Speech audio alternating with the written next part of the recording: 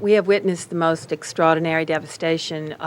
It's very difficult to describe the extent of it. First of all, I want the citizens of Louisiana who evacuated the area to know that that the roadways are impassable, the interstates are impassable.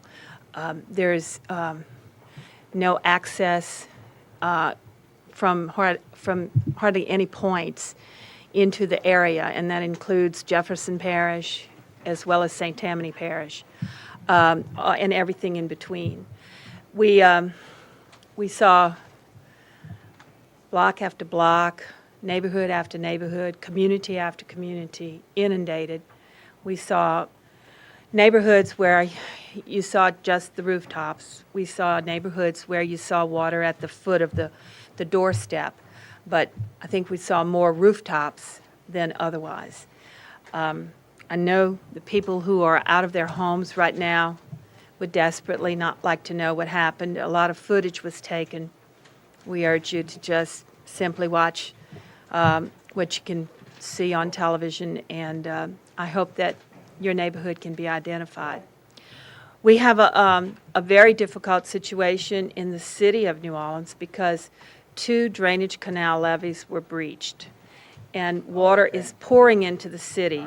After the hurricane was over, there was no significant water in the downtown areas that couldn't have been handled with their normal pumping operations. But right now, water is growing higher and higher. We have several emergency situations that need to be taken care of, and that is an engineering feat that needs to be handled expeditiously almost before anything that looks like normal operations can resume. We also know that there are many evacuees. Many people are being rescued and brought to the Superdome. So the dome population is growing. They do not have the facilities to accommodate the people who are there, particularly those with medical needs. So we are in the planning process right now of attempting to locate appropriate places to try to evacuate those folks who stayed in the city. The plans are not firm yet. We're working with FEMA. We are grateful that FEMA is by our side. The magnitude of the situation is untenable. It's just heartbreaking. Governor Blanco actually breaking down into tears, somewhat Right, saying it's heartbreaking near the beginning The bottom line, I guess, of this press conference is that it is heartbreaking. This is the most extensive damage that these officials have seen throughout the New Orleans area. Mary Landry actually said she flew over the tsunami, and what she saw today, they all did a flyover today, and what she saw today was the equivalent of what she saw when she flew over that horrible tsunami disaster. Yeah, and as much as the information from officials is important, and we want to get as much as we can, an important note that Senator Landrieu said was that, hey, if you're safe, if you have water and food and a place to stay, count your blessings, because there are thousands of people who do not. And one thing Senator Vitter said too, we've been following the canal, the levee breaks, and worried about the water piling into or draining into the city. He said New Orleans is not filling up like a bowl right now. Which is important to hear. Which is important. Yeah. There are certainly some areas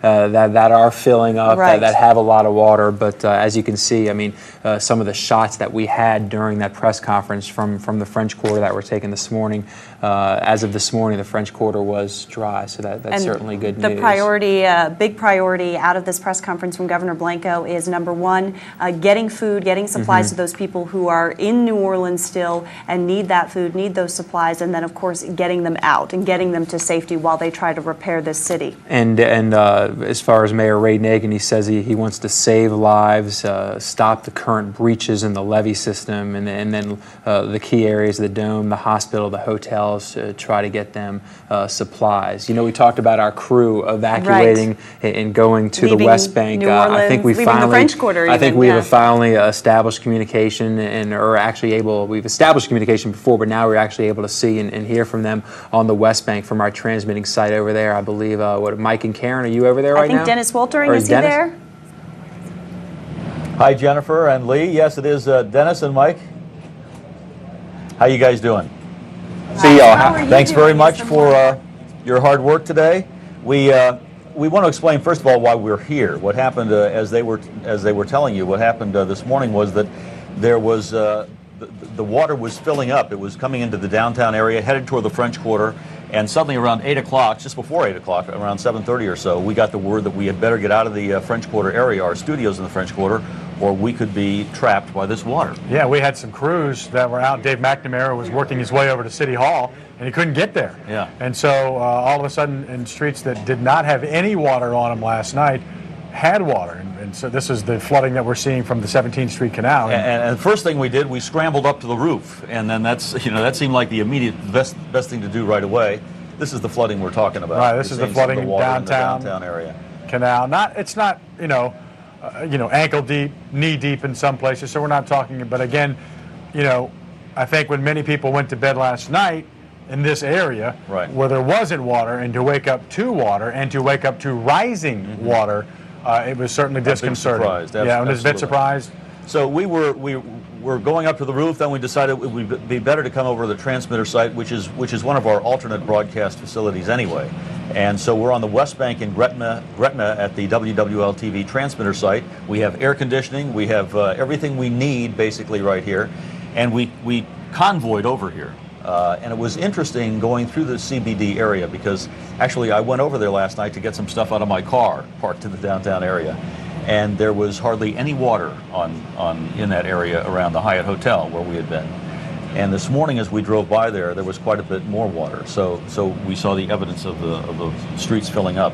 However, I don't think the French Quarter has filled up with water yet, but we're thinking this is a better location than that is right now because of the dangers, because of the looting situation. The uncertainties. It's going, if it's not already, it's going to become a dire situation for a lot of people in the city as the waters don't go down.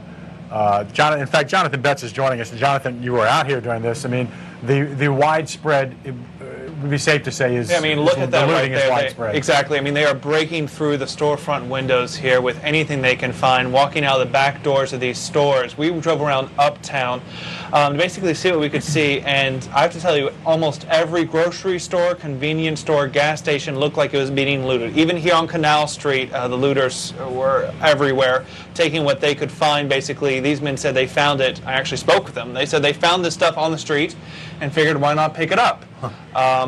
Brand new clothes from the shops there on Canal Street. A lot of people taking a lot of things, and it's not just food and water and supplies, but it's electronics, it's whatever they can get. As you can see inside this, I think this is a Walgreens on St. Charles, in fact, the Walgreens on St. Charles that looters got to.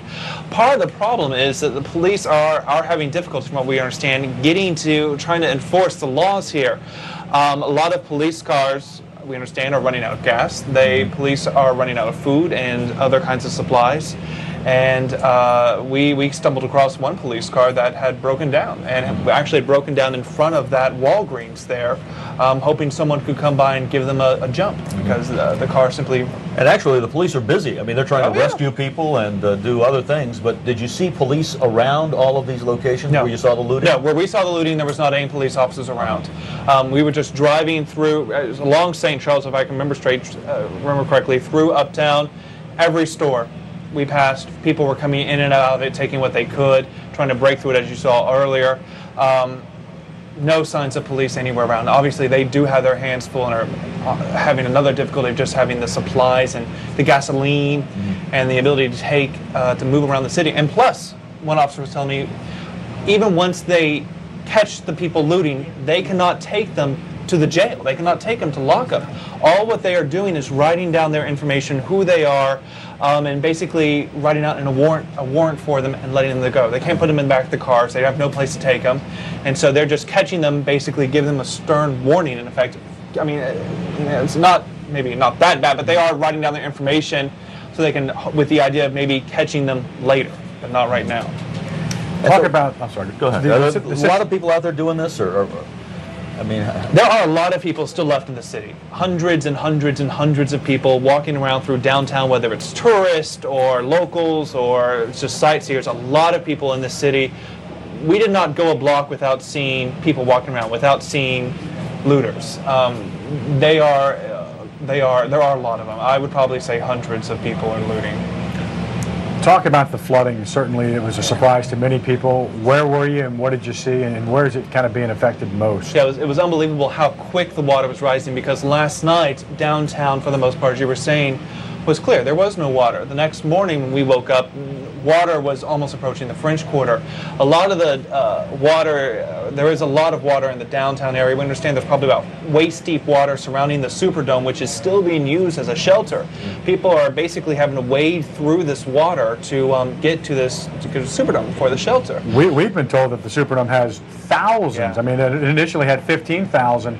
I think when we were in the actual evacuation of Katrina, we're told now many more thousands, because they've got to take these people that they're rescuing somewhere. Exactly. And I'm assuming that would be the Superdome. And a lot of them are people like these people here that are coming out of the hotels in downtown. The hotels are getting uncomfortable with the rising water and basically telling the guests to go, like these people here, taking their bags. They'd hope to become some of the vertical evacuees. This is Canal Street, literally a canal today, underwater. And so the people who were taking shelter in some of the hotels downtown that they thought would be high and dry, turning out it's kind of not the case. And so they are basically being kicked out of the hotels and told to get out of town, get where you can. Many are going to you talked to some of those people? Yeah, we talked to some of them as they were coming out. There were concerns, like in one hotel, for instance, there was the smell of gas. There was fumes there. They were concerned about that. The water was, in some places, knee-deep, possibly waist-deep high. The hotels just didn't feel comfortable with that, because it was also unclear whether the water was going to continue to rise. We, emergency officials, were trying to find out exactly why this water kept on rising. We understand it's because of a breach in the levees, Right. but And the people you talked to who were coming out of the hotels, were you say vertical evacuees, they were locals, not Yeah, tourists, not many of them visitors? were locals. Many were locals. They did not either feel comfortable or couldn't afford to drive out of town, didn't know where to go. They decided to stay close to home in the hotels. Others were tourists. We've talked to a couple of people who were visiting from out of town and just extremely scared. Earlier today, we went out to FEMA, obviously has been here from the outset. Mike Brown, FEMA director, came in before the storm. So their staging area, and what a monumental task that they now have, is on Airline Highway at the Sam's retail store. And I want to say, first off, because the Jefferson Parish Sheriff's Office told us to say this, that there was a radio report earlier that the evacuees, this would be a place for them to go, because FEMA was there. If you are evacuating, you need to go there. The Jefferson Parish Sheriff's Office says that is incorrect. Please do not come to that area. Again, this is where FEMA's getting here. I mean, these are people from Tennessee, rescue, search and rescue teams, sadly, cadaver dogs, huge 18-wheel trucks. There's a group, Missouri Task Force, search and rescue teams that are coming in. They've known for days, obviously, this was going to be needed, what was going to be needed, and here to now they're here to get it done. Yeah. And so this is the staging area, and they're getting ready to go into these areas and try to get these people, save these people. It's a huge parking lot, if you know where it is, on Airline, and it's one of the few places, as we know now, in Jefferson Parish that is dry. We've shown video of clear view, underwater, and so they've got a helipad there. The FEMA people there can go on helicopters, get to the sites, then they can go, here's where the rescue efforts need to be directed. Here's where you need to go. Here's what needs to happen. And so it's an ideal location. The 18-wheel trucks roll in with all of the food, because I'm certain they've got to be getting food and MREs down to the people at the Superdome. We've got shelters all over the state that they've got to be getting, that food has to be delivered to. And so we also, at that time, were able to talk to Sheriff Harry Lee, who has been responding to numerous calls, one of which a call from Aaron Broussard telling everybody, look, we're still under an evacuation. And so I want to be able to listen to what Harry Lee had to say. If we can, let's take a listen to what Sheriff Harry Lee said this morning to us.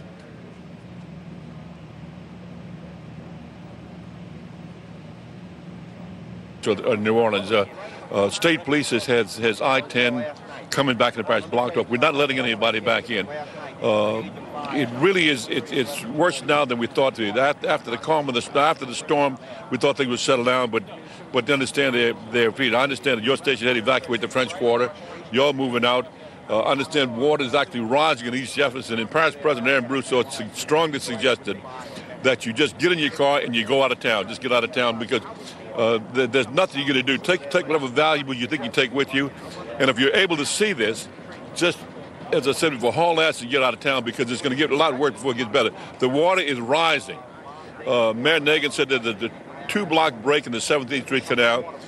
I don't believe as of now that the levee has been breached on the Jefferson Parish side of the 17th Street Canal, but that may happen. I understand that it's real bad. We are, New Norman is in the air with FEMA. The president had recognized it. I've never seen him react so fast. We have set up a command post here at Sam's at 3900 Veterans Highway. And for those of you who have an individual flatboat, if you want to volunteer, people have called in my office. We tell them to come here, and once FEMA tells us where they're most needed. In my personal opinion, they're going to be most needed in New Orleans East. I was out there yesterday, and that's a terrible scene out there. So we will stage here, and when we may move this later on closer to New Orleans East. We are going to go, as soon as we get settled, we're going to set up a grid in East Jefferson, and we're going to go through with boats, make sure that everybody who might be stuck. I got a call this morning. Some people tried to get out. We sent the boat to get them. So I don't know how many people are left, but fortunately for us, more so than New Orleans, they heeded our advice to get out of town. And of course, I'm sure there are a lot of people in New Orleans didn't have the capability to get out of town. And those are the people who may have lost their lives because they weren't capable of getting out. But even though the sun's shining right now, it's a beautiful day right here now, the water is rising, and there's nothing we can do about that. Give me a sense of what you saw in New Orleans East. We were trying to just check my house back. We couldn't get the Metairie Road underpass. The water was as high as the bottom of the train trestle. We tried to come on by Airline Highway. That looked like a lake. We went all the way to New Orleans East trying to come in 610. When we got to Canal Boulevard, that was like a lake. It was like, and then what happened when we saw the people on the side, we said, what are you doing? He said, we were watching the bodies floating in the water. And as Mayor Nagin said last night on your station, that they're not concerned about the floating bodies in the water. They're concerned about the people that may still be alive that we can help right now. So the total effort, our effort right now, is to get people out that we can help. We're not worried about property damage at all. We're not taking police calls at all. Do you know why, or do they know why the water is rising in East Jefferson? That shouldn't be 17th Street Canal. I don't know why. I don't know. I understand that the water did not come over the levee, at least in the Metairie side. They may have done in county. I understand that North County is still flooded. And as soon as we get a picture, we will, hopefully you will still be broadcasting to people. But the safest thing to do, and we've been saying it for 3 days now, just get the hell out of town.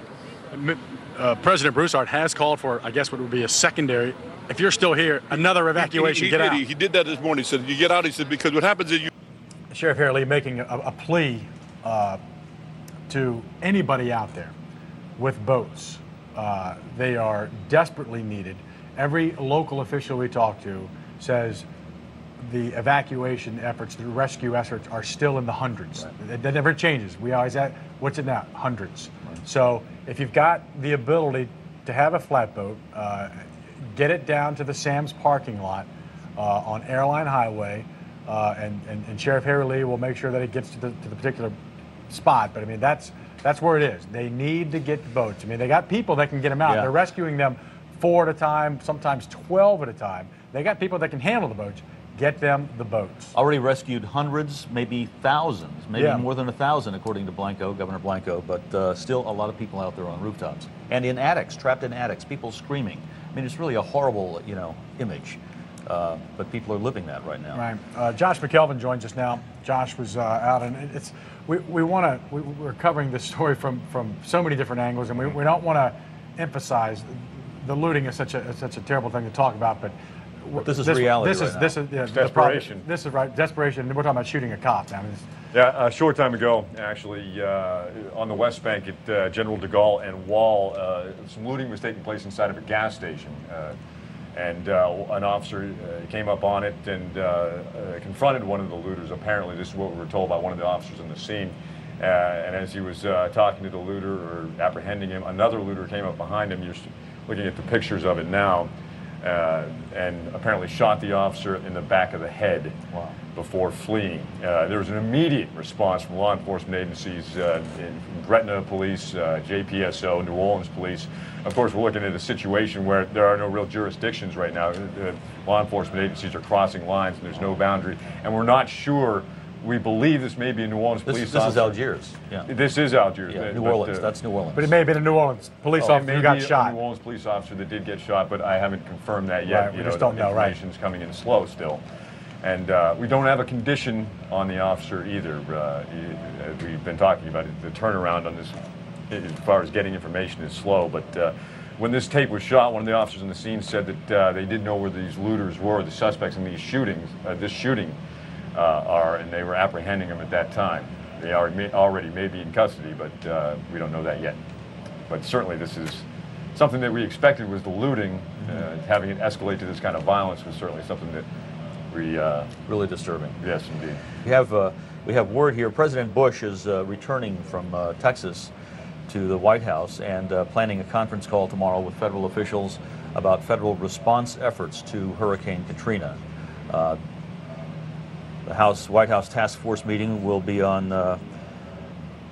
Will establish an interagency force, a task force to deal with it.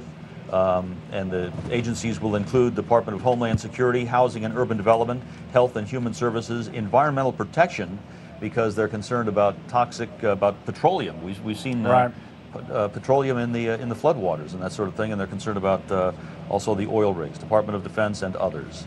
So the White House is responding to this as well, very concerned. I think they have been certainly proactive from the outset. I think signing the declaration of disaster, the pre-declaration before the storm for both Louisiana and Mississippi, and we'll talk more about Mississippi as our coverage continues, because it is just as bad over there, if not worse. If you look at some of the death toll situations, and we don't know a whole lot about the deaths and fatalities at this point, and from a numerical standpoint. But I think Bush understood, or this administration understood what was coming, and certainly the FEMA help has got to get to these people as soon as possible. And that pre-declaration obviously was the first time, what was it, in 35 years that the president had taken a step like that. So, I mean, he went into this, the White House went into this knowing how the seriousness of the situation is, and obviously it's falling through. And we're going to need all kinds of federal help. I mean, the state is in no position really to provide a lot of the resources that we need. I mean, they're talking about the EPA for some of the toxic issues, but we need food, we need water, we need the National Guard, we need the Army in here, really. Governor Blanco was talking about in her press conferences that people, and even Josh mentioned, they were asking him, can I go to Metairie? Can I go here? And we're going to be showing you as much of the aerials that we've been getting today throughout the broadcast, that continuous coverage. You can't go to any of these places. When you see Metairie and water at Clearview, Blanco says people were trying to come back to their homes. They said, well, I want to go back, and so they got wherever they were going, got to Clearview, ran into water, and then they had to be rescued. And so now this is exactly what they're talking about. Now they have to take rescue efforts to take away from the people that are on their roofs to go rescue two people who are trying to get back to their homes. And so there will be time for it. It's just not time for it. And it was amazing. We had not seen the Metairie aerial stuff. And when you see Clearview and on the south side of I-10 between like Metairie Road and Bonneville and that side, on the south side of I-10 between the river and I-10, water. It's so more widespread. So much water out there in so many neighborhoods. I mean, we have no idea. We really haven't seen a lot of New Orleans East yet. Yeah, it's been tough. We saw a couple, some aerials earlier that they had in the Baton Rouge portion of the broadcast around the Bullard area. And I mean, it's so difficult for us. It'll always take us a while to kind of peer in and figure out exactly what we're looking at, where where we are, and it's difficult. But the important thing is, it is so amazingly widespread than we thought yesterday, than we thought last night, than we thought this morning. And I think that's what Mayor Nagin said. Yeah, and we're still finding out more. I mean, there's still more that we don't know. We're appealing for public officials to come here. I mean, we want to act as an avenue, as a channel for information. And if public officials will come here with information, we can provide it to the public.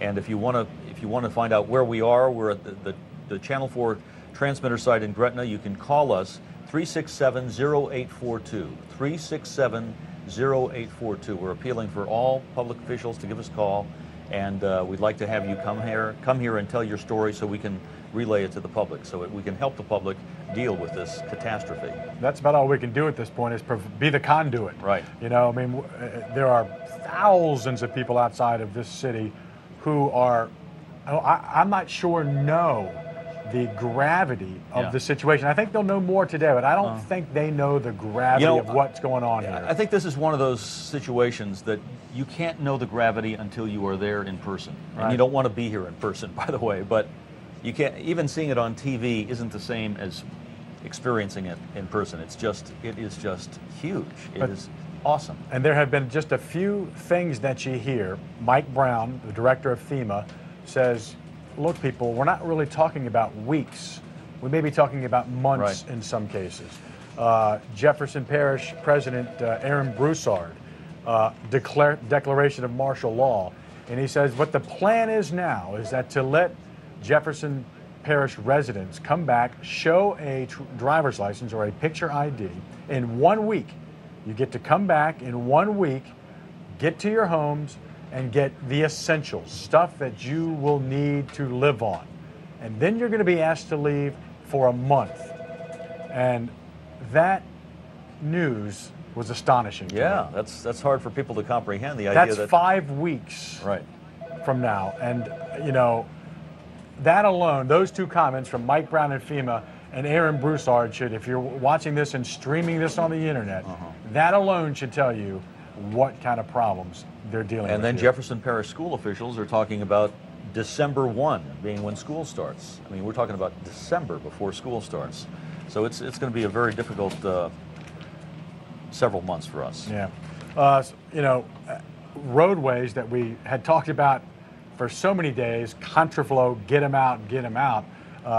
Now, what is the condition of a lot of the roadways? Joe Hazu has been talking to a lot of people about road conditions. People have been emailing, what do we do? Where do we go? People emailing me wanting to get back in, which, you know, I understand people want to see what happened to their homes. But at this point, a lot of areas you're not going to be able to get back in. And I went parish by parish. And I have to warn you, I know everybody's been saying all morning long, communication is a problem. There's some parishes I have not been able to get in contact with, such as Washington Parish and Tangipahoa. So if your area is that's the area you live in, I'm sorry, I don't have any information as of yet, but I will keep trying to get information about that area. And if you have it, again, call 367-0842, 367-0842. We don't have the ability to use the fancy graphics that we normally have here at our transmitter. Public officials, only public Exactly. officials. Only public officials. If you have questions about when you can come back or how's your neighborhood, we don't have that.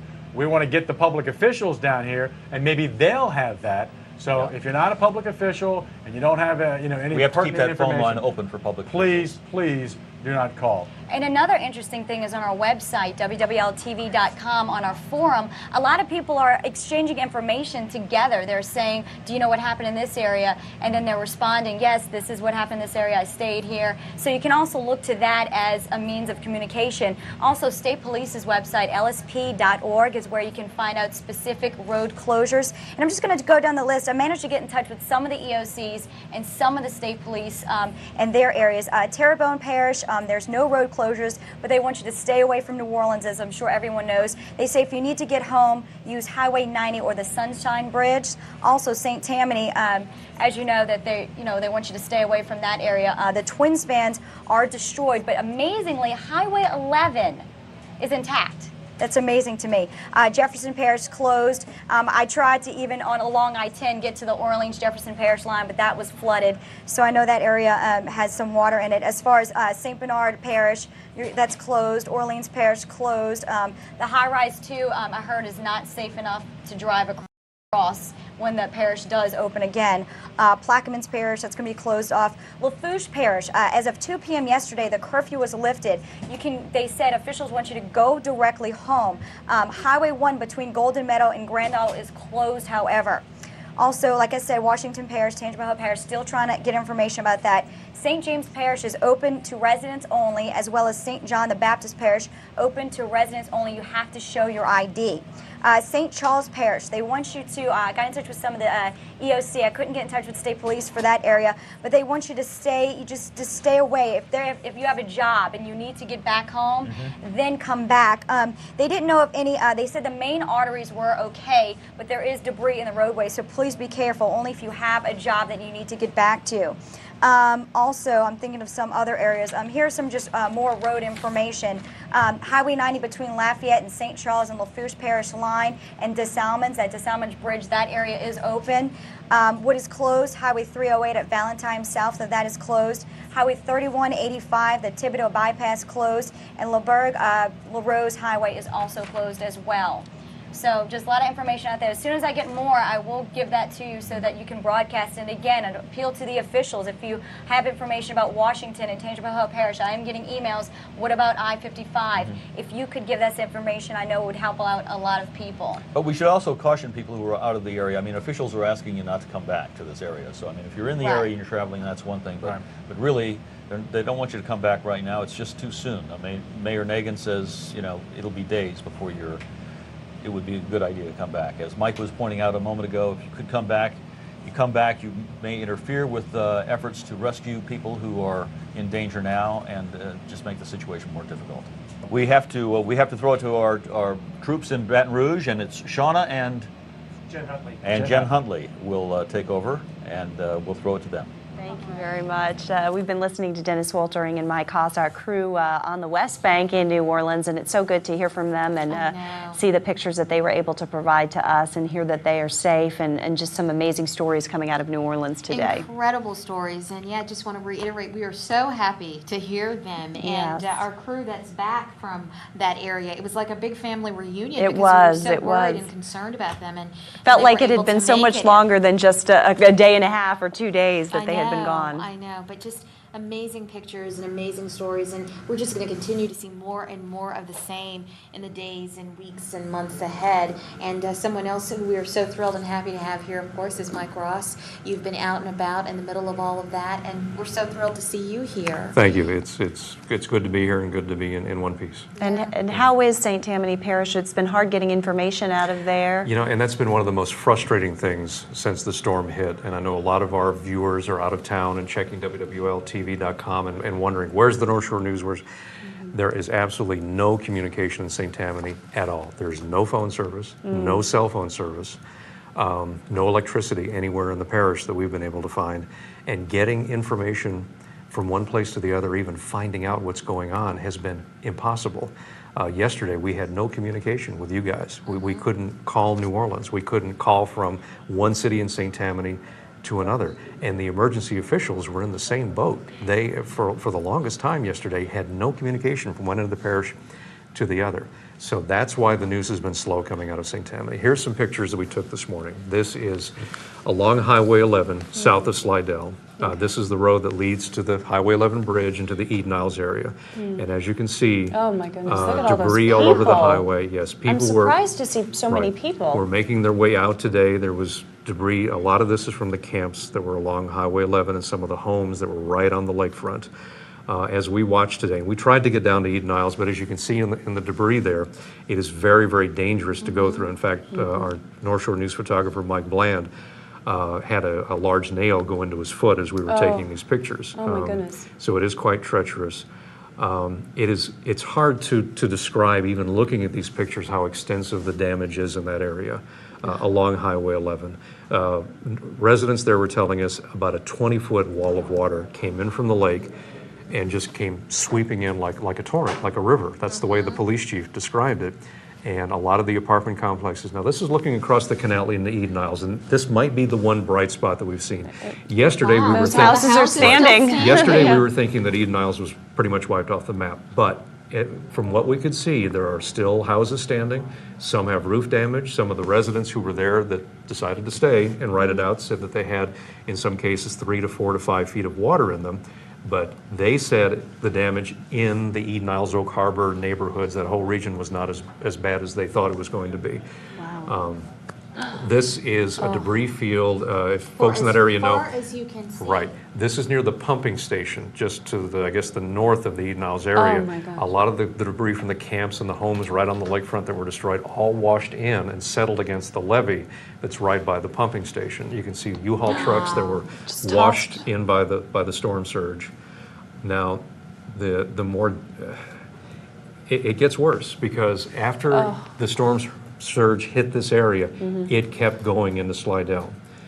Yesterday we reported it got as far as Old Spanish Trail. Today, in talking to the local officials, the wall of water went past Fremo Avenue, which is in the heart of Slidell. It ended up stopping, we're told, between Fremo and Gauze. Here are some pictures taken in the city of Slidell itself. This is from Pontchartrain Boulevard, Front Street, looking into the neighborhoods right off the street. And this was late this morning. They still have water in a large section of the city of Slidell itself. When we left a couple of hours ago, it appeared the water was receding, but very, very slowly. We were unable to, get back into these neighborhoods, but just hundreds and hundreds of homes. This is going on, I believe, Pontchartrain Boulevard, a boat on the side of the road. That got washed up, wind damage, and damage from the water that swept in. It's almost unimaginable. And as you saw in the earlier video, people were walking out from the Eden Isles area up Highway 11 carrying suitcases with them, carrying little tote bags. I mean, all they own now is what they had. We've heard so much about the devastation to the Slidell area, but seeing it firsthand, I mean, it is just even worse than you can imagine. And it's, again, those were the neighborhoods near the lake. I mean, you kind of That you could get to. You kind of expect that, to see that. But there are so many homes in the heart of Slidell that were flooded. They don't have a firm count yet. It's been very difficult again for the officials to ascertain how bad it's been, because a lot of the radio systems for the police departments went down during the storm. They're just now getting a lot of those back. And you were saying that, in fact, that you were sort of or giving information to officials because you were going into those areas before officials even could. Yesterday, we started off our day in Covington at the Emergency Operations Center. And again, there's no communication at all. And it's not their fault. I mean, it's just the way it was. So Mike Bland and I, our photographer, went to Slidell yesterday afternoon just as the eye was pulling out. When we went back to the command center in Covington, the officials there immediately came up and said, "What did you see?" Because they were having trouble getting information out of Slidell. When we got to taken out, when we got to Slidell, raised up into this Huey. Folks over there today said, "What's going on in Western St. Tammany?" We haven't had any word from them. This gentleman along for the ride here, and they are winching him up. It's been a very, very difficult situation. We did an interview with Slidell's police chief when we got there today, and I got to tell you, Freddie Drennan, the police chief, is a very calm, cool, and collected guy, and he's doing his best to hold it together. But I could hear the air of desperation in his voice, and let's listen to what some of the police chief had to say. What's the situation in Slidell, Chief? Mike, we've been hit, and we've been hit very hard. We still got people. We're still in the rescue mode. We've got a lot of infrastructure damage within the city. Our water system is just barely putting out hardly any water at all. We're trying to get on top of that. We had a lot of trees that went over and uprooted. When it uprooted, it tore our water lines loose in the ground. We're trying to get to them repaired. Obviously, we have no water, and our sewer system is not functioning properly. We have no communications, Mike. We're isolated from the outside world. We have no way to get out by telephone. We do have communications with our own workers here within the city, but it's just local communications. All our people are very concerned that their families are going to try to come back in here. We do not need residents coming back home right now. We're unable to supply the basic needs of life to them at this present time. Obviously, we have no electricity, and we know it's going to be many days before we have electricity restored here to a functional use. We're able to run off of generator power here at the command center to try to keep the operation going. We just need people to stay out and we need very desperately to get a message out to all of our families, the firefighters, the police officers, the city workers' families that are obviously out there wanting to know what's going on because they can't get in. We're all safe. All of us made it. We have had no major injuries or fatalities from the emergency care workers within our group here, and we need our families to know that. We need them to know we're okay and that we're trying to put the pieces together so we can get everybody back home. What about other injuries, fatalities? Have you had any here that you can confirm for us? Mike, I cannot confirm any fatalities within the city. We've had some injuries such as lacerations and stuff of that nature, which obviously we're going to have in this type situation. But as far as major major injuries, no. We've been very, very lucky, Mike. Can you describe for people who will be seeing this out of town what it was like in Slidell when this water came up? Mike, the water started coming up, and when it came up with a vengeance. I had just taken a huge dump truck, a high water vehicle, and left the police department to go out and try to survey what was going on within the city. I was not 2 blocks away from the city when I was met with a river of water coming toward me and against the wind. So if that'll give you an idea of how hard it was coming in, it was not wind-driven water. This water was being driven against the wind. And I called back immediately on the radio to my office for them to get 2 other dump trucks that we had there at the office out. And before those drivers could get the keys and get down off of the balcony and get those trucks started up and get them out of there, they were inundated with water. They're still sitting at my office. How far into town did the water get? And from that point back to the lake, was everything flooded? Yes, Mike, from Fremo, which is Highway 190 bypass through Slidell. Most people here know it as Fremo Avenue. From Fremo Avenue south, we have major flooding problems. As a matter of fact, I could not even get into Dalewood, Yester Oaks, Palm Lake yesterday. We had very, very limited ability to just get to the fringes of those locations because of the wind and everything late yesterday afternoon. I do have rescue vehicles and boats in those areas now rescuing people. I know we took people off of rooftops. We took people off of second-story balconies. We've been taking people out of attics. It's just been a major rescue effort at this point in time, Mike. Anything else you'd like to answer? Yeah, we need help. We need our people to stay home. We need our residents to not rush back in here, Mike. We only have a limited manpower, limited resources, and I know they're concerned about their property, and likewise I'm concerned about mine. Many of us, most of us here haven't even had an opportunity or the ability to even get to our own homes to check them because of the trees that's down, the power lines that's down, the water that's there. I know they want to come home. I know they're concerned, but the best thing they can do to help us right now is stay out of here for a few days and let us get some of these roads open. Let us get some of these power lines out of the way. Let us get some infrastructure back together so that we can support them and take care of them when they get back here, Mike. Important to remember, this is video from other areas in Metro New Orleans, and we're going to continue to talk to Mike Ross, who is joining us now after being throughout St. Tammany Parish. One thing Chief Drennan in Slidell mentioned was they have no fatalities in the city. But I'm sorry to say that the parish officials have confirmed for us that 4 people in St. Tammany have died during the storm. Here at the Emergency Operations Center, we've been hearing all day from various state officials, parish leaders who pop in and let us know what's going on in their area. And just a few minutes ago, New Orleans Councilman Oliver Thomas came here to tell us just about some of the horrendous things he's been experiencing on the streets of New Orleans. We've been seeing the pictures, but Councilman Thomas, you've been living it out on the streets, trying to help in the rescue effort. It's worse than your worst nightmare out there? Whatever people see on television, they have no idea the level of devastation, pain, hurt that's actually on the street.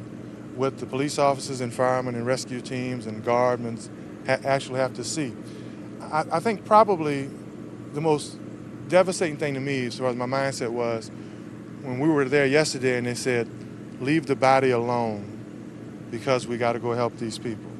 How many bodies have you been seeing? There were 3 bodies. There was 1 on the side. There were 2 floating down towards Franklin. 4 feet of water in your house could mean 7 or 8 feet of water in the street. A lot of people are getting into trouble because when they leave their property and they go to walk in the street, the current from the water is taking them, or the water's over their head. And I'm 6'5" tall. During the May 8th flood, when I walked out of my house to 4 feet of water, when I walked in the street on Taunty and Napoleon, I went underwater. And this is But I know how happening. to swim. This is happening, and there are people that are. It's definitely happening to some people because they have no idea of the level of the water is from their property to the middle of the street. And you told us one of the disturbing story about a prison riot at Orleans Parish Prison. There was reports of a hostage taking. We have not confirmed where that is now, but there was a report this morning of that. Councilman Thomas, can the city rebuild? The city's going to have to rebuild. I think Louisianians are some of the most resilient people in the world. Our governor, our 2 senators, our mayor, the other council people that I was there with helping, and just everyday people. Steph, and I'm going to say it, to see the firemen and the policemen and the guardsmen and people actually going out of their way to risk their lives lets me know we have hope. But when people actually see the condition of our city, the most prominent thing that we talked about yesterday was that it's a different place. It's not the same anymore. And how people get their mindset for that, I'm having difficulty between knowing what I have to do and crying because I know how I live is going to be different for a long time. So with my family and my friends, I can't, though I know that, I'm not ready to accept that. I want to wake up tomorrow and I want it to be a dream. But I know everything's lost. I think we all feel that way. Everybody's in it together. Thank you so much, Councilman Oliver Thomas, with some just heartbreaking and gut-wrenching stories about what's going on really down on the streets in the trenches in New Orleans. We see it with those dramatic aerials, but he's been out on the street. In fact, the only reason he came to Baton Rouge was because he said they evacuated him from City Hall. He wanted to stick it out and wanted to keep helping with the rescue efforts, and they evacuated him as downtown was no longer safe. So we'll bring you any more stories as they become available. That's the latest here from the Emergency Operations Center. Jennifer, Shauna, back to you. Okay. Gosh, Stephanie, thank you so much. And Councilman Oliver Thomas, I mean, just unbelievable, the things that he saw and the things that he witnessed, and it is heartbreaking and heart-aching to hear that. Just describing such a somber scene in New Orleans, and we'll of course be giving you more information as we can get it. We want to go back to Jefferson Parish Superintendent Diane Roussel. Thanks so much for joining us, and we had 1 or 2 more questions before we let you go. One of my questions was for those students who are out of state even, or in northern Louisiana and are watching this, would it make more sense for those students to enroll at schools out of state to stay caught up if it's going to be a couple months before Jefferson Parish schools can reopen? You know, that's a hard question because I'm sure certain areas will come back before other areas, and I know parents have concern, and actually as I was walking in, that question was asked. Should I enroll them someplace else? I think that's always an option. It just depends if those schools, how many, I have 52,000 children. I don't know how many people can accommodate. And so I would say that the bulk of them probably will have to come back to us at whatever point that they can. Well, we have Mike Haas and Dennis Waltering. They are standing by in New Orleans to pick it up from there. They are at in Algiers at our what has become our second station, our second home. And we'll hear from them more and get some more reports from them right now. Thank you very much, Shauna and Jennifer. Yeah, it's just a slight adjustments, technical problems there, and everything is all is well. Yeah, we are. It's our home, away from home, away from home, away from home in Baton Rouge, and our studios. We left our studios this morning early when we woke up. The news was the water is rising. That was the first words out of our news director's mouth at some 6:15 this morning. And now it's 6:40, 20 minutes to 7 o'clock, and we have an important message to pass along from Mayor Ray Nagin, and the water is about to rise again. He says that the effort to sandbag that breach in the 17th Street Canal has not worked, it's failed, And as a result, the water has risen around the pump there, and it's going to disable that pump. What's going to happen is the pump's going to automatically shut off. That's going to cause the waters on the east bank of Orleans and Jefferson parishes to rise to 3 feet above sea level. I asked him what that means. He said he estimates that means 12 to 15 feet of water in the streets of New Orleans and Jefferson Parish as well. 12 to 15 feet of flooding, essentially, in Jefferson and Orleans. So he wants us to pass this along to you immediately to alert you that this is happening so that you can either evacuate or get to higher levels in your home. Again, a pumping house is being disabled by floodwaters, by waters at the 17th Street Canal. The effort to sandbag the 17th Street Canal has failed. That pump is now being disabled by floodwaters, and as a result, since the pump is going to go out, the floodwaters are going to rise to the point of 3 feet above sea level on the east bank of Jefferson and Orleans parishes, which equates to about 12 to 15 feet of flooding. The mayor is urging you to either evacuate the east bank of Jefferson and Orleans parishes or find higher levels in your home. This is amazing because Sheriff Harry Lee talked about it. You know, when does it end? You know, Right. How much water is it going to take? Does the lake have that it's going to continue to spill out? Sheriff Harry Lee this morning said that that's why this is different from what was happening earlier, is that the breach that they were trying to fix was on the Orleans side, but it was his knowledge that nothing was happening on the Jefferson Parish side. Obviously, if you know where I'm talking about, it's right at the 17th Street Canal where they were building the flood bridge, the flood-proof bridge, right there where all the restaurants at Bucktown. Right. So if you're in Bucktown right now and you survived the storm and waited it out and rode it out, it's going to get a lot worse for you right now because, as Dennis just said, that water is going to spill over the top if, in fact, they shut that pump down. They've just been kind of basically treading water, it sounds like. Absolutely. Because you know, we've been downtown today. The water that we got downtown today and in the CBD and in the French Quarter was 17th Street Canal floodwaters. That's what we were told. And they came out pretty quick, and I think that's what alerted everybody this morning. But since about 10, 11, 12, we have not heard about waters continuing to rise. So apparently the pumps have been able to kind of tread water. But by shutting down those pumps, the water's going to come back up. The treading water is done. And it's just sort of like what happened at the lower Ninth Ward. When those pumps shut down, there were 5 out altogether at one point, and then they got 2 of them back on. 3 were out, and the water came over the levee, washed out those pumps, and that's why they have so much flooding in the lower Ninth Ward. The pumps couldn't get rid of the water. And now that same kind of thing is going to happen in the 17th as a result of the 17th Street Canal problem. It's been hard to get to that spot. It's not an easy spot to get to with our road conditions. Ton Strong is just back from taking a look at this major flood situation, the 17th Street Canal. What can you tell us? Well, when we arrived there, we were trying to get pictures of the I-610 and the I-10 split, which today is in essence a boat launch for rescue. And what's happening is that you have FEMA, you have virtually so many emergency workers from various states, from Missouri, Iowa, everybody's coming down and trying to rescue people because of the flooding from the 17th Street Canal. We talked some people into trying to get us onto a boat. Willie Wilson, our photographer, managed to do so. And if we have the video, we'll show you what we saw today. And in essence, what you're seeing here is the area we walked over along the levee, or along the canal, and then got on the boat, and what you're seeing is from Veterans Boulevard, went along there to Pontchartrain Boulevard and headed towards the 17th Street Canal, towards Bucktown, towards the Bucktown Bridge, and Sid Mar's restaurant, that is no longer there. And what we saw was, I mean, you're looking at Sid Mar's restaurant is no longer there. It's not there. And it's not underwater? It's not there? I mean, you'll see it here. And, you know, we're just getting in. We're just trying to put this video to you. But the damage at Bucktown is extensive. And you see people right now.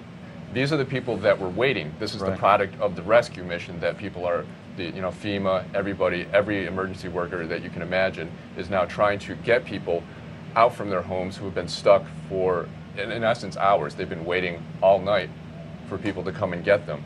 Because once this breach of the 17th Street Canal happened, that water inundated the whole area. And this water has been rising and rising, but it started to recede somewhat as we were there. And take a look at some of the video people these are neighbors now. This is on the other side. You're looking at the breach itself. 400 feet of wall is missing. And they noticed this.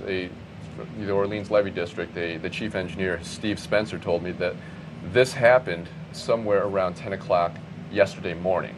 But that the word, because of the lack of communication, nobody could really get that word to anybody else.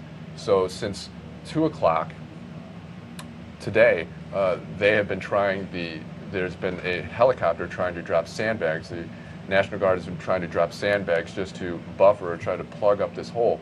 But that's an operation being manned by one helicopter. So that helicopter has to go and refuel, and what you're getting now is just a one helicopter mission. They have to go refuel, and so they're trying to get more helicopters to somehow plug up this hole. And you're looking at Bucktown right now. The slips at Bucktown. Wow. This is the area where Sid Mar's restaurant is. I don't really right now can tell you where it is, but you can look at the damage. Look further down. This is what you're seeing. This is what Hurricane Katrina has brought to us.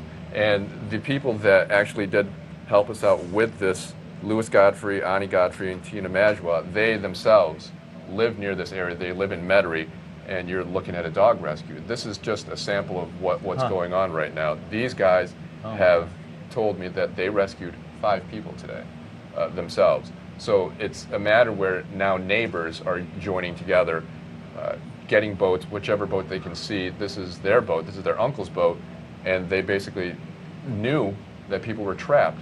And the eerie thing is you go down. Look how tired that dog is. Yeah. That dog cannot We don't know how even long move. that dog has been swimming. And the eerie thing, you probably won't be able to Look hear at it that, on right the up the audio. rooftops. You won't be able to hear it on the audio, but you will hear all sorts of sounds. You will hear home alarms going off. You will hear dogs barking in the attic. And we don't know if there are people, if their owners are there with them. We have no idea. Could be people left the dogs home when they evacuated. And the situation for firefighters now is they don't know who is missing, who is evacuated. And what these people are telling me, they're tying corpses to the poles. Bodies that they encounter in the water, they're tying to the poles because there's no place. Who told you they're doing that? The firefighters, the people who are giving us a ride, Louis Godfrey, they've been in contact with everybody. The Orleans Levee District, they're telling me there is no place to put these people. The main mission now, the primary mission, is to rescue people who are trapped. And this has been ongoing since this levee broke, since this breach of the canals. And the water is just basically surrounding the West End area, the Pontchartrain Boulevard area. And while we were going there, we wanted to give you a little bit of perspective of the flooding. This is Airline Highway coming from Jefferson Parish. We were trying to get into Orleans. Oh my goodness. And you take a look at the type of water that is now on Airline Highway, usually a very busy thoroughfare for us, and we're inundated with water today. Wow. So did you see a helicopter actually bringing sandbags? Because the mayor said it either didn't work or they weren't able to do it or it failed. This is just an Army National helicopter, an Army National Guard helicopter. When we were there, and we were there for a limited time because we were trying to get this video to try to relay to people what's happening out there, we didn't see a helicopter, but from what the chief engineer of the Orleans Levee District told us, it's only been a one helicopter operation. Who are all these people? These are the people, this is the product of the rescue mission. Once they are rescued, they're basically waiting for Army National Guard, any emergency worker, to take them away. Take a look at the faces of the people who are sitting there. These are the people who have now lived through a night where they did not know what was happening. Water has now surrounded them. And now, once they get out, they see their city, they see the interstate, they see their homes underwater. And when, this is the news, when people hear that that there is no place to go, they're asking emergency workers, where do I go now? The answer when we were there, was the Superdome. Many of them said, I'm not going to the Superdome, and decided to leave. And this, in essence, perpetuates the problem, because if they do go back home, firefighters now have the mission of, again, searching for them. They might be mistaken for people who were stranded, but people that didn't want to stay at the Superdome are now going, some of them are going back home. Well, how are they getting back home? Their homes are flooded and that sort of thing, are they? That's an answer that's a question we can't answer tonight. I really don't know. And I wanted to show you this. This is the area. This is the boat launch. This is the rescue mission launch area, the staging area. This is the I-10 to 610 split. Look how much water that breach has brought onto the interstate system. And this is where everybody, every emergency worker from virtually every state is staging. And again, this is from the boat perspective.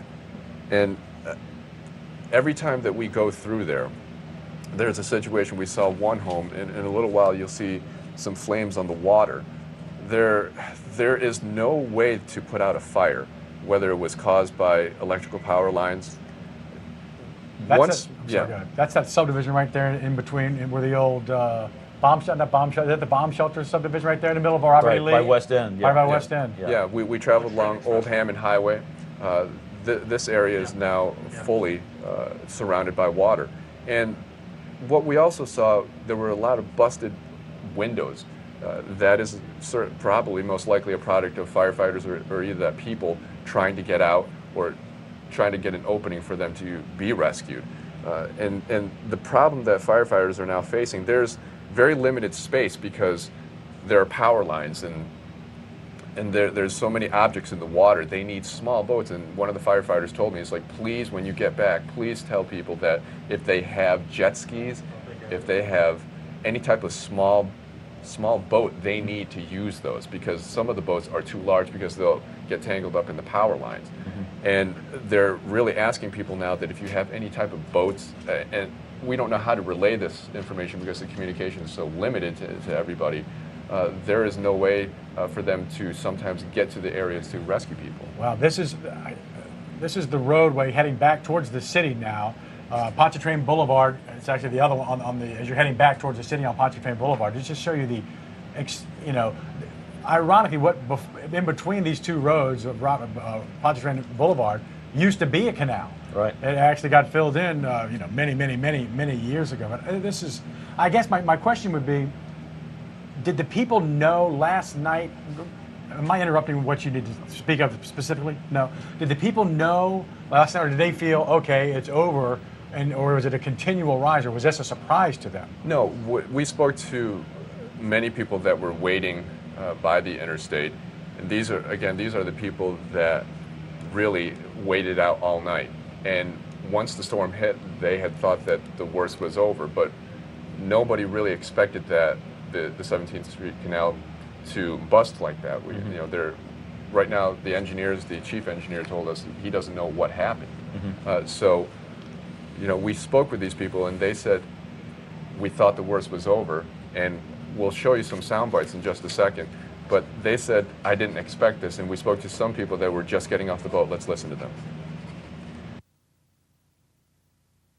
What was it like as we were waiting? It was hell, man. A lot of water, all the houses flooding, a lot of people screaming. It was really bad. What was going through your mind as the storm was coming and now the days after? Oh, man. I'm in heaven now. That's all I can tell you. Man, it was rough. It was very rough. But do you know what you're going to do now? I don't know. I lost everything. All I have is my insurance out here, that's all. But I'm happy to be here. We have a one story, and we on pillars that's 4.5 feet off the ground already. So it started coming into the house, so we went to our neighbor's house in the second story up there and spent it. And when we just left, which was a couple hours ago, it's up to 9 feet of water in an area. What goes through your mind as that water was coming? Like, where's the pump stations? What the heck's going on? Did a levee break? I mean, but there was no information. There was nobody really coming in there to get anybody. Like last night, you could hear boats going around and everything else. And what I did this morning, I left the house and I swam up to Florida Boulevard. And we saw some of the footage and some of the video of that massive rescue mission that is underway in New Orleans to get people out of their homes who are, at this point, really surrounded by water. Thanks, Tom. We appreciate it. I want to pass along this information from the mayor's office one more time and pass it along correctly, and that is that since the effort to plug that breach at the 17th Street Canal has failed, the pump there is going to be disabled because the water's rising and it automatically shuts off, which means the water on the east bank of Orleans and Jefferson parishes will rise. Mayor Ray Nagin of New Orleans says the water will rise over a period of 12 to 15 hours on the east bank to a point where it's 3 feet above sea level. He wants to alert people that In about 12 to 15 hours, the water will be 3 feet above sea level, which would amount to about 9 feet of flooding. So you should be alerted to evacuate or find a higher place in your home with that water rising. That area is going to get worse. I think an area west of that canal that is really not seen, according to Sheriff Harry Lee, and obviously Ton and Willie that were there, they couldn't have gotten there if there'd been a lot of flooding on the Jefferson side of that canal. And you mentioned East Jefferson initially, that is Right. expecting to change. Absolutely. And so the overall message doesn't change, is that if you're in that area, if you rode it out and you think you're fine, and now it's Tuesday night and you think you're fine, you're not fine. You're not fine, you're not out of the woods. And Yeah. Aaron Broussard said Jefferson Parish, mandatory evacuation still. Still get out. Lots of parts of Jefferson Parish and Kenner and different parts. If you're still here, you still need to get out.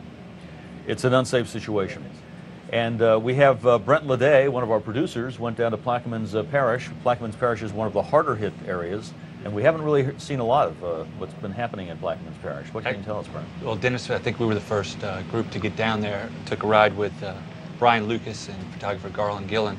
We went into Plaquemines Parish via Belle Chase Highway, went through Cedar Grove, the Orange Groves, made it to Myrtle Grove.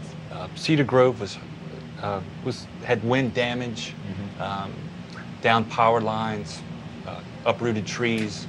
Cedar and Orange Grove, we saw a lot of flooding in the Orange Groves. When we reached Myrtle Grove, it was impassable at that point. There was a stretch of highway we were able to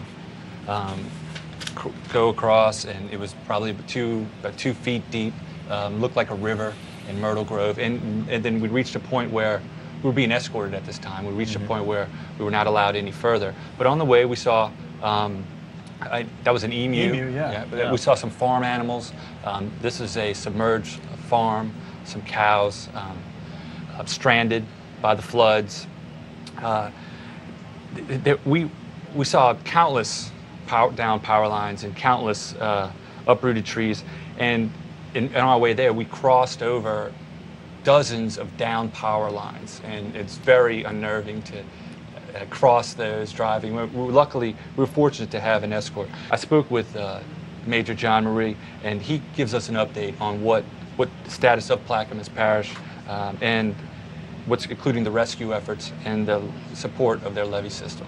All right, let's listen to that. The Plaquemines Parish area is totally devastated. We've suffered severe damage in the Belle Chase area. We're not allowing anyone to come back. Residents, business people, no one can come back in this parish. We've declared martial law just like other parishes have done. We are trying to provide the basic services for those who have survived in the Belle Chase area, along with many of our support activities, our parish employees, our deputies who remained behind. We are now in our search and rescue mode. Everything south of Myrtle Grove is completely underwater. So you've rescued many people. I have a guesstimate on how many people? Well, I can give you an exact detail. For yesterday, the Sheriff Hingle and Colonel Gooey and many of our staff and support people rescued 47 people and a dog. And then we had to cut that short because of darkness, come back, and then start early this morning. And right now, they have actually rescued several dozen people and brought them to the shelters. We went to the Belle Chase Auditorium, they call the White House, where they're housing the rescuees. And we spoke to some representatives there. And they said that they've rescued 146 people in the last 24 hours, and that was a few hours ago. And this rescue effort this is some video of the Belle Chase Auditorium and some of the rescuees. They've in the auditorium now. There are rescuees from Orleans Parish, St. Bernard Parish, and Plaquemines Parish. They've been admitted to the auditorium. They were begun admitted since on Sunday morning. Okay, and just this afternoon they received a generator. They were able to get some lights, and they have some air conditioning. And when the rescuees come in, they're given food, cots, drinking water. The volunteer staff who's been there said everyone's been very cooperative. In these trying times, they've been very cooperative, and most people feel very blessed that they're alive. Thanks a lot, Thanks, Brent. We appreciate it. You know, Good job. That was tough when we finish up on Plaquemines that we hadn't heard from them. Yes. You know, and that was one of the parishes that we had not heard from, and it's not always. You know, the communication efforts these last few days, it's just sometimes you can't call. That's and right. so, but I mean, it was very troublesome because Plaquemines was a dead-on hit, Yeah. and then we didn't hear from them, so we knew that they were enormously busy in their search and rescue, and so it was good to hear something from them. We have a message to pass on from the Orleans Parish School Board. The Vice President of the school board, Lourdes Moran, says the payroll tapes for employees have been sent to Texas, and they hope to process those September 2nd payroll as soon as possible. And also, schools in Orleans Parish will be closed until further notice, which I guess that wasn't hard to predict. But the fact that they couldn't get any kind of date, and that's, you know, we're hearing some stuff about Jefferson Parish. We've seen, you know, some unbelievable maybe start dates of December 1st. Right. And it's. I mean, that's but I mean, and Superintendent Diane Roussel is in Baton Rouge, and she was talking to our crew up there, and I guess what we hadn't talked about much is there's schools. Where are they going to go? Right. I mean, we have so many schools that are damaged, I'm sure, in Jefferson Parish with what we've seen around the Clearview Causeway, Lakefront area, Kenner area. I mean, there's you know, my first thought was December 1st. Right. I couldn't. Then I'm thinking, you know what? Where are they going to go? Exactly. I mean, they have schools to repair too. I mean, that's what I mean. The electricity won't be on for 6 weeks that's or right. more. That takes it. Forgets it. Now you're October, but even and then you start the repairs, right? Right. Yeah. It's and all of this at a time when the kids are trying to get to improve their LEAP test scores and improve the academic performance, and now they're several months behind. We've been just so fortunate, and I was talking this afternoon that. Dr. Walter Maestri, who's a very hardworking man, but he's always talked about a model. Yes. You know what I mean? He's always talked about, here, look at my diagrams. See, worst case scenario. If it happens here, happens here. And he's never had anything to happen like this. Now this is the model.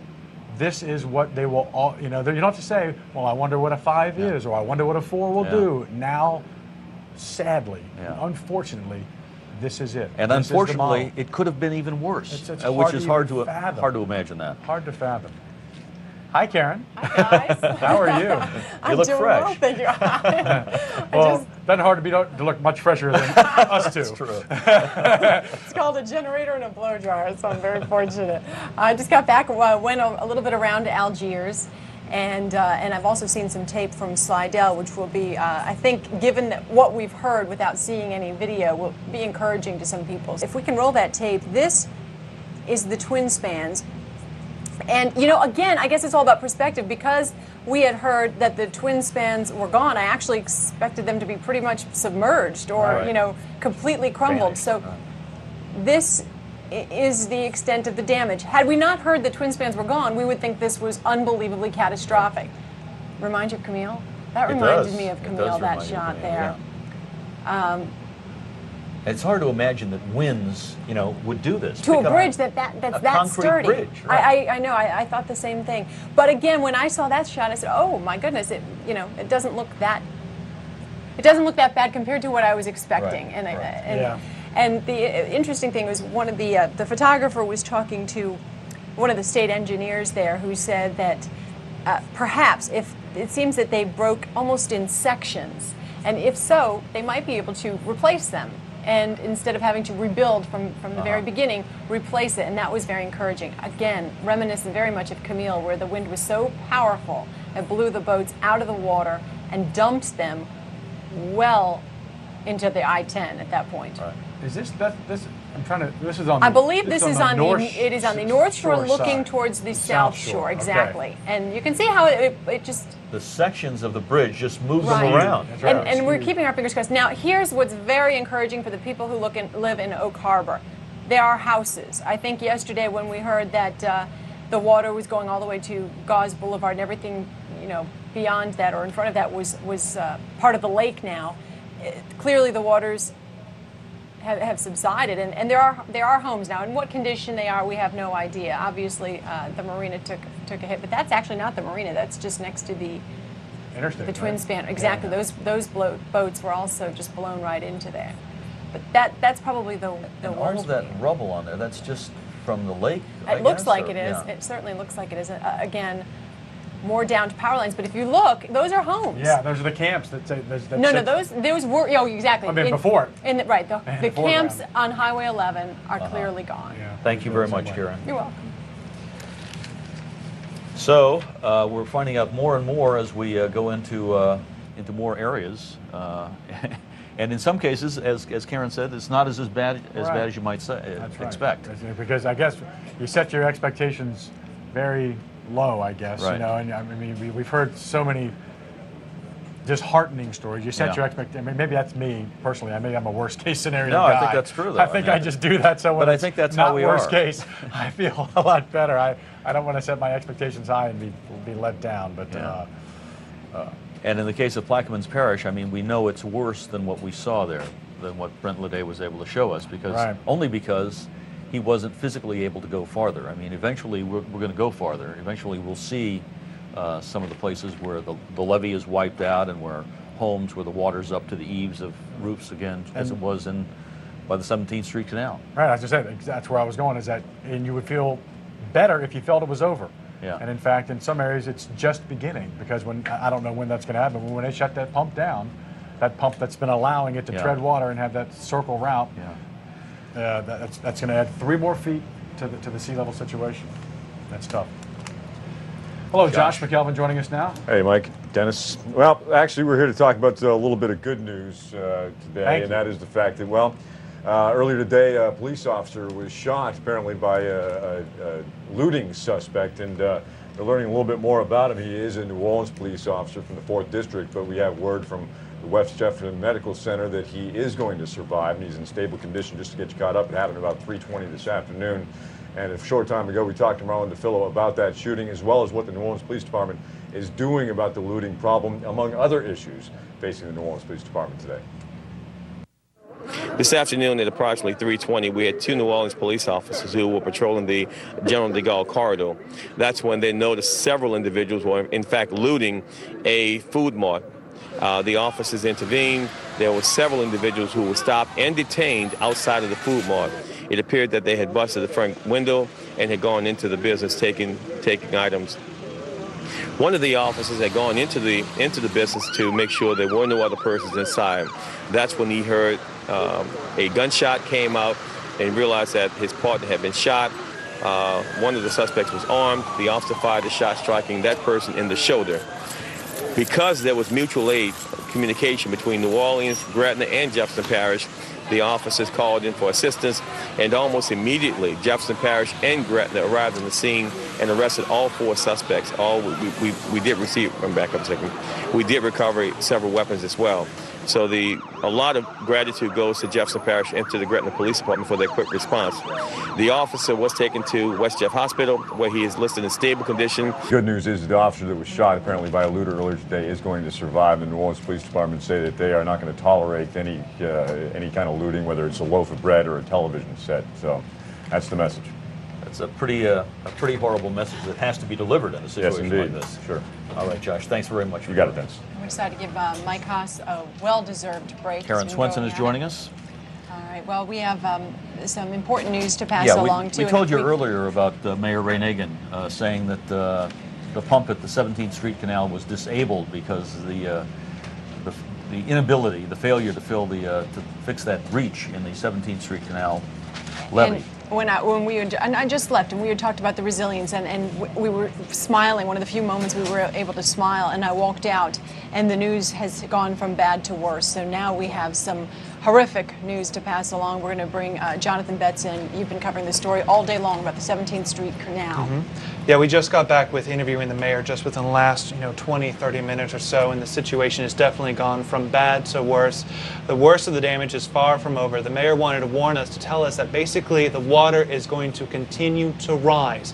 The pump at the 17th Street Canal, which is where that big break in the levee system is that caused all this water to basically rush into New Orleans, it's been pumping the water out, putting it back in the canal. It's been coming back into New Orleans. It's been keeping it at the level it's at right now. Well, that pump has failed. It's become so overwhelmed that it's no longer working, which means that the water will continue to drain into New Orleans and create that fishbowl effect, that worst case scenario that we've been talking about for so many days and months now, where the water will rise up to the level of Lake Pontchartrain, which is 3 feet above sea level. Bottom line, that means St. Charles Avenue is expected to be under 9 feet of water. Everything that is dry now, the uptown area, downtown, the French Quarter, also expected to be under several feet of water. The mayor wanted us to warn people, to tell them that if they are still in town and watching us right now, that it is a good idea. If you still have a car and still have the ability to get out of town, but you think you're okay, that it's dry, get out now, take the Crescent City connection to the West Bank Expressway, then take it up to 310 North and take I-10 west to Baton Rouge. But if you do not have that ability, he says, be prepared to go to your roof and to your ceiling, which is what we've been seeing the pictures of all day from the lower 9th Ward in St. Bernard. And we still have so many people who are still waiting to be rescued, and now we're going to add to that an untold number of people. And you have sound from him? We have sound from him. I'm assuming it's ready to go. It's a lengthy interview we're going to show to you in full to hear exactly what he said about the situation. All right, Mayor, kind of tell us the situation here with the pumping station on the 17th Street Canal. What's going on there? Well, to kind of get everybody to really understand that, we have a breach at the 17th Street Canal. It's about 2 blocks long, and we were hoping that we would get a Black Hawk helicopter or whatever to take 3,000-pound sandbags and put them in the breach and stop the water from flowing. By doing that, the water would stop rising in the city, but more importantly, it would stop rising in the pumping station 6. That did not happen today, and the water continued to rise, and it has now risen to the level about a half an hour ago where the pump at Station 6 has stopped pumping. Now, what that means is that all the water that's coming from Jefferson and coming from Orleans that's converging is now going to be spilling over from the breach. And what Joe Sullivan of the Sewage and Water Board is telling me, that within 12 to 15 hours, water will settle in the city of New Orleans on the East Bank at 3 feet above sea level, which is the same level as the lake. What that means is that if, say, for example, St. Charles Avenue is 6 feet below sea level, which I think it is, then you settle at 3 feet above, there will be 9 feet of water on St. Charles Avenue. This is the bowl effect that everybody's been talking about. Water is now going to fill the bowl in the city, on the East Bank. Wow.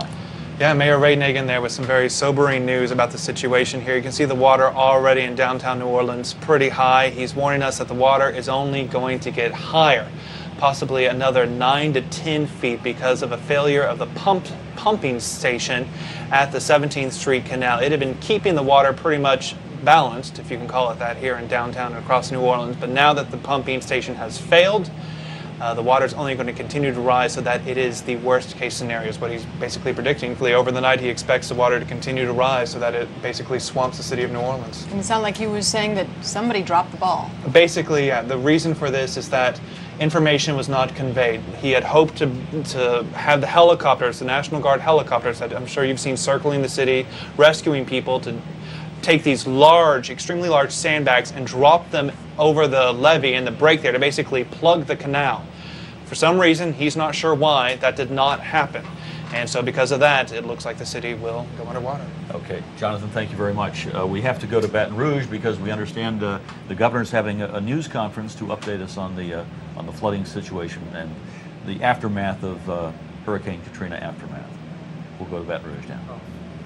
All right, thank you so much, Dennis and Karen and Jonathan. That's really some chilling information from Mayor Ray Nagin about exactly what is going on there in the city of New Orleans, and disturbing information about what didn't happen in trying to stop the 17th Street Canal. And we will say David Vitter, State Senator David Vitter, is getting ready to come in and sit with us right now. So David Vitter, we'll get him mic'd up, and we'll definitely be interested to talk to him. And as we are here in Baton Rouge at the LSU Manship School of Mass Communications, and this has kind of been our headquarters for a lot of this time as we have watched Hurricane Katrina put through. Shawn, you want to make sure it's on? It's right here, and we are standing by. The governor is, of course, going to have her news conference in just a short while, but before we get to the governor, we want to thank you for being here, and I know it has been an incredibly busy day for you as well. Yeah, well, thank you all for being here and setting up shop here. Tell us what you've been out doing today. Well, I went with the governor and the FEMA director and Senator Landrieu on a helicopter tour of the devastation. And, you know, if a picture normally says 1,000 words, that tour today said millions, and it was just hard to describe, particularly for someone who grew up in the area. What I saw, neighborhoods I grew up in and played in and went to school in. I got a chance to go out today and to talk to a lot of people who are here, of course. Actually met 8 families. 8 families all staying together. Fortunately, there was a relative here in Baton Rouge, and they have all converged on her home, and she is happy to have them there. But they're making the best out of a bad situation, and while they're pulling together, still, you know, it is having an effect on them. It's having a devastating effect on them. But we got a chance to talk to them, and here's what they had to say.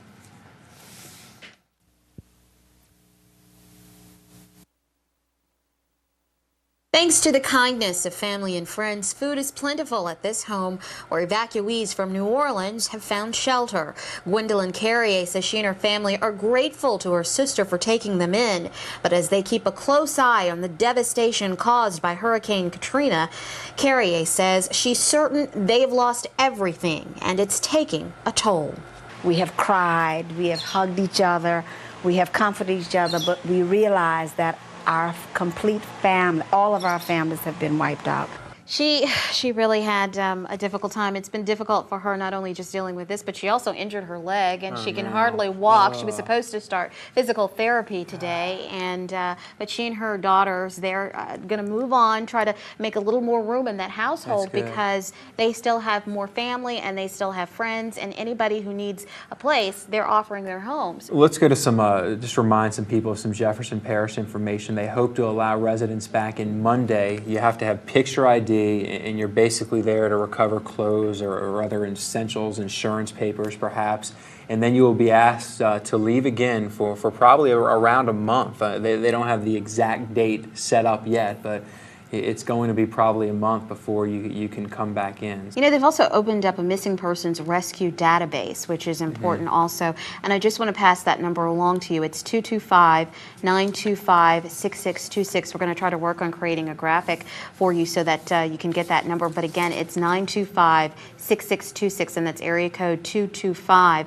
And that is the number to call to give officials the names for loved ones, people who need, it's a missing persons rescue database. So if you do have a loved one, a family member, a friend, somebody who you're looking for, who you've not yet heard from, you can call that number, 225-925-6626. And unfortunately, I know there's a lot of people out there who have some, you know, missing loved ones, missing people close to them, or people even that you haven't been able to get in touch with. I mean, there's some people we work with who have been trying to track down people, and it's hard to get phones. It's hard to get, you know, cell phones out as we see that missing person's number right there. Right, jot that down and call that number if in case you need it. And I guess we could also do the FEMA information if possible too, because I know a lot of people will be trying to get in touch with them. 1-800-621-FEMA, 1-800-621-FEMA, and it's www.fema.gov, www.fema.gov, and I know most of us will be contacting FEMA at some point. Absolutely. And now we're going to take a look at the devastation in Mandeville.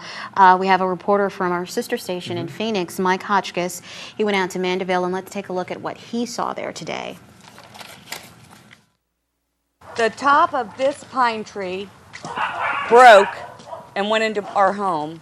In the cozy little Louisiana community of Covington, residents like Mary Ellen Johnson today still a bit dazed by the ferocious kick of Katrina. It turned to a Category 5 at the very last minute, and we really expected it to turn. And we've ridden a lot of hurricanes out, and never has it been this devastating. And it came right at you. Right at us. Indeed, 75 miles east of Baton Rouge, Covington finding itself yesterday in the hurricane's crosshairs. The area's majestic trees toppled like toys, snapping power lines, tearing apart homes, and turning roadways into treacherous obstacle courses. There was a tornado that ran just about 200 yards that way, and then one came that way. We were very, very fortunate. Driving hazards everywhere. This street is just littered with downed trees, tree limbs, also power lines. We're assuming that they have all been shut off. This is one where you do not want a high-profile vehicle. Says we're joined by Meg Ferris up here on the set. Yes, I have my announcements from the medical community. This is important stuff. Here's what's happened. Of course, LSU Health Sciences Center has a whole system of doctors throughout the entire state. And many of them have come here to Baton Rouge because this is where they're triaging people. And if I'll let our control room know, I have a whole list, first of all, of medical supplies that the doctors, I talked to a cancer doctor from New Orleans who's up here just helping, and they have a whole list. They're calling to all the medical facilities in the state, and here's what they need: crash cart, diapers, chucks, pillows, blankets, latex-free gloves. Important information I know that we all are interested in. And Thank you so help much. some people. Appreciate Thank it. you, Meg. I think now Eric Paulson, we've been telling you for a while today that Eric Paulson took a helicopter ride in the New Orleans area, and he is back, and we're going to take a look at what Eric saw as he flew over the New Orleans area. There's the big pumping station that was supposed to clear all that water out, but it just has not done it. You can see some people in a boat over here. Don't know where they're going, but oh my gosh, here we are. We're crossing into Orleans Parish, and it's unbelievable how many homes are just underwater, up to the windows, some places up to the roofs, and others. If we can swing around here, oh my gosh, just it's hard to believe that we're witnessing this kind of flooding. Trees down everywhere, homes just totally flooded. This is all in Orleans Parish, and this is where it started to flood after the break in the 17th Street Canal.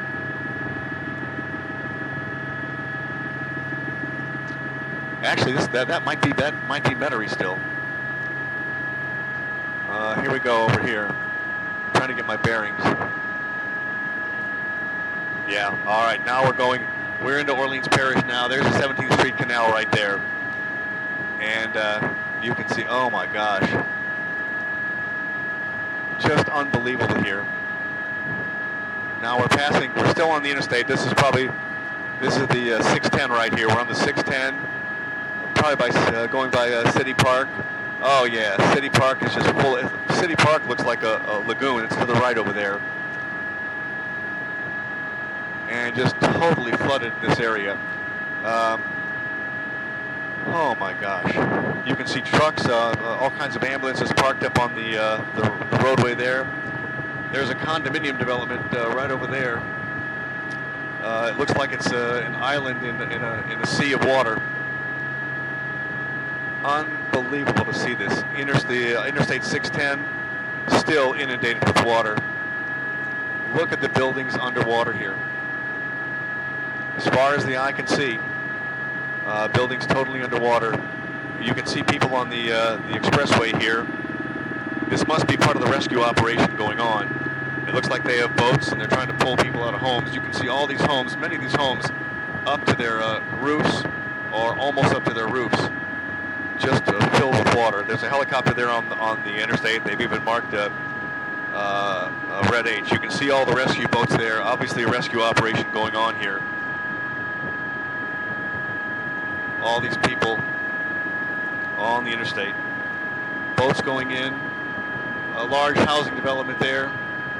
Don't know how many people are being rescued there, but there are boats all over the place going in to try and find people. It really hits home when you see those landmarks that you've seen, that you've driven by a million times, and you just see them so changed or so underwater, I guess you could say. Well, people have said it before, and it's very true. The city is forever changed. Yeah. It's forever changed. We're going to go now to the State Office of Emergency Preparedness, where Stephanie Regal is standing by. She has the very latest on what state officials are saying about this. Stephanie, what can you tell us? And we're here at the Emergency Operations Center in Baton Rouge, where statewide elected officials have just completed a conference call, and they're going to give us the latest information. They have our last press briefing of the night. Lieutenant Governor Mitch Landrieu is going to start things off. Good afternoon, everybody. The governor's asked us to hold this briefing outside of her presence. She's presently on national TV discussing with the national media the occurrences of today. Generally, the day was spent on three major areas. One, search and rescue. Two, medical assessment. And, of course, assessing the damage throughout. I know that Senator Landrieu, Senator Vitter, Governor Blanco, a number of statewide elected officials and other folks had an opportunity to fly over the metropolitan area of New Orleans. Governor Blanco described what she saw as heartbreaking. Senator Landrieu said it was similar to what she saw when she flew over the tsunami. I had the opportunity in partnership with Secretary Landrieu to participate in a number of search and rescue operations today in Lower 9 and in St. Bernard Parish. The Department of Wildlife and Fisheries and a number of other federal agencies and state agencies have been in an aggressive search and rescue effort in that particular area. The numbers as of 4:30 this afternoon were about 3,000 rescued, if I'm not mistaken, Dwight. Individuals were pulled from attics. Individuals were pulled off of porches. Individuals were taken out of the water holding inner tubes. Interestingly enough, many of them were in a bittersweet mood. They were very happy to have been rescued and voiced utter surprise at how incredibly ferocious this storm was and how quick the water rose.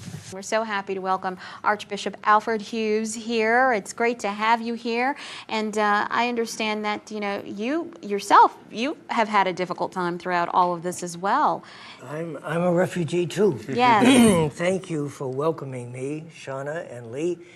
I attempted to go to Covington, to St. Joseph's Abbey, in response to the public officials who really urged me to set an example for everybody else, number one, and number two, to be poised to respond to relief efforts and coordinate the work of Catholic Charities with American Red Cross in helping people after the storm. Well, I got trapped in Covington. We lost all communication.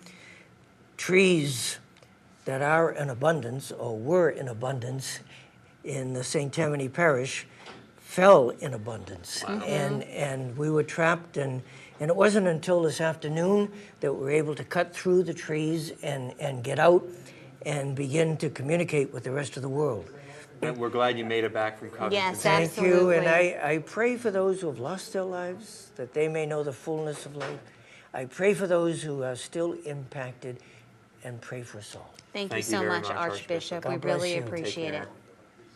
And that, of course, was Archbishop Alfred Hughes. And we just want to reiterate some of the information that we heard at that news conference. Of course, several officials there at that FEMA news conference at the Office of Emergency Preparedness. And Mitch Landrieu, our Lieutenant Governor, made mention of the fact that today alone 3,000 people, 3,000 people were rescued. He said people were pulled from their attics. They were pulled from their porches. They were pulled from the water. We saw them from the roofs. From everywhere. From their roofs, and, it's great. We had a report earlier today. I think the number was at 1,200. So, I mean, they more than doubled that. And I think it was Tan Trung, who from our station on the West Bank earlier today, was talking about how firefighters had blood on their arms and they didn't even realize it, and they were going back out there. I think it may have been Oliver Thomas who was talking about these guys didn't want to take breaks at all. They just wanted there was no break. They couldn't get them to stop. And it makes you, I guess, feel good about people in New Orleanians and things like that. Absolutely, and it's that commitment and it's that determination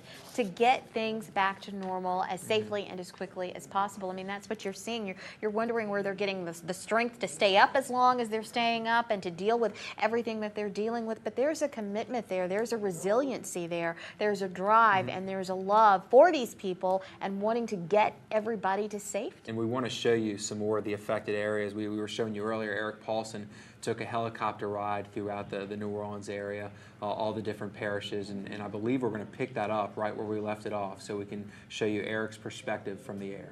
How nature singles out, it seems, just one home. And maybe there was some kind of a vortex or a small tornado within the hurricane right there, and just tore this house to shreds. Just unbelievable. The flooding, and then if we can pan to the left just a little, and if we can see these rooftops just barely sticking out of the water on these single-story homes, it's just hard to fathom. Look at that. Those are homes. Oh, those are homes.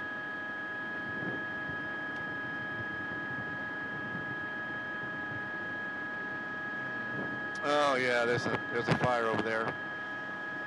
Yeah. Oh, and if we can just pan over there, you look at the smoke. It's almost like being in a war zone. It's hard to believe. You can't comprehend until you witness this in person.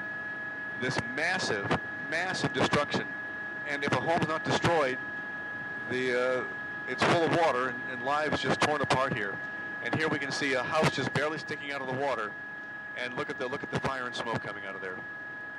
And that obviously is a gas fire, and it just keeps on burning. Governor Blanco has just entered the room and come to the podium, so she's going to tell us now about what she saw tonight at the Louisiana Superdome. When I was in New Orleans early this morning with Mike Brown and doing the helicopter tour, the damage assessment, we knew that was extremely important so that FEMA and the president and everybody could hear about our situation and fully understand it. But I saw an awful lot of people standing outside at the dome, and I just felt compelled to go back to touch a base with them. We stopped and talked to them a little bit, and it's a very, very desperate situation. So many of those that I talked to had been on rooftops, and they had been brought in, but they left family members behind and had not seen them arriving yet. So there's a mixture there of being thankful for themselves being there, but at the same time being extremely frightened about the notion of losing the family members who were not able to get into the boats at that moment. The boats apparently were at capacity, and so they had to leave some of their family members behind, and it was just traumatic for so many of them. It's imperative that we get them out. The dome is degenerating. The conditions are degenerating rapidly, and there are too many people in there. I think they're up to about 20,000 now. And all of the people who are being rescued are being brought there. We have to organize buses. We have to just reestablish other facilities that can accommodate large numbers of people, approximately, I guess, 20,000 people. And we'd like to take out the medically needy, and we've been moving medically needy, but we need to go ahead and get the babies out. There are children and babies and mothers, and I think that we need to do some prioritizing. Obviously a tough situation that will continue and has been continuing for the past couple of days now. Oh, absolutely, and you can see that it is really taking an emotional toll on our is. governor, on everyone involved, all of the officials involved. But I think she just really very poignantly expressed it. You could not only hearing her, but seeing her talk about it. It's critical. It's critical. Earlier, in one of her earlier press conferences, she called it heartbreaking and even teared up some. And it's emotional, but all of us are going to have to fight and find a way to get through it. That's right. We're going to continue with our coverage from our New Orleans studio there in Algiers. Karen, Dennis, and Jonathan are standing by. We're going to say good night. Good night, and hello to Karen, Dennis, and Jonathan. That's right. Karen, Dennis, Jonathan. That's right. All right, thank you both very much. Welcome back to the Metro New Orleans area, to our coverage from here. And that was another emotional news conference for the governor. She's having trouble containing her emotions, which is understandable. Right. I think a lot of people are. And I think we should commend the leaders across the metro area and at the state level. They have been so compassionate, and they are visibly distraught by what they've seen. Obviously, the damage that they have personally witnessed is catastrophic, and it's catastrophic across the Gulf Coast, not only here, but also most certainly in Mississippi. They took a very hard hit. Hundreds of people were reported dead earlier today. I don't know what the current toll is, but it's been a horrendous ordeal for them. And Ben Lemoyne has been following the storm there, and we have this report from him now. Sheriff Jack Strain says that every road in St. Tammany Parish is impassable, including the twin span from Slidell to New Orleans. He says that today was basically a search and rescue mission. They got more than 300 people from the roofs of houses and flooded homes. And he has a message tonight for anyone who is trying to get back. Do not come home. All of this was on this bridge. What you see here was on this bridge. The people who call Eden Isles home were sorry to see home Tuesday evening. Sheriff's officials say every house in their neighborhood is damaged. Most are destroyed. I couldn't believe it. I didn't think it could be this bad. You know, and the further I walked, the worse it got. And when I got up to by Savage, where Savaggio's used to be in the porthole, and saw that, I broke down. I mean, it was terrible. I don't know. I really don't know what's going to stay, but I can't stay. All I can tell people is, hey, there's mud everywhere. And Eden Isles is, be prepared for this devastation. It looks like a war zone. I've never seen nothing like it in my lifetime. And I've lived in Louisiana since '57.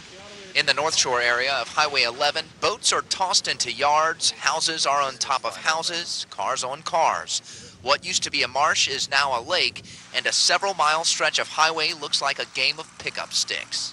On the twin-span bridge between Slidell and New Orleans, many sections are hanging into the water. Others shifted several feet. Boats and debris cover the roadway, along with a car. With an ironic twist, a man named Serge rode out Katrina in his attic as the storm surge filled his first floor. That was very bad. Basically, I was in the attic of my house for at least a good 4 or 5 hours until the water started receding, because in my house, the water was up to my hip and getting higher than that, so I went to the attic. Others count themselves lucky. John Sconza and his son Jack surveyed their damage on the North Shore. His first floor is gone, but he's optimistic. You know, when your expectation again was that you were going to have nothing and you just got a standing house, our reaction to that was like, I feel fortunate. So it'll take a couple of months, but once they get the water going and the electricity going, we'll clean it up and we'll be back in. Sheriff's officials say not everyone was lucky. One man died when a tree fell on his house, and Monday night, deputies found a dead man in this car. Witnesses say he drove into the rising floodwater.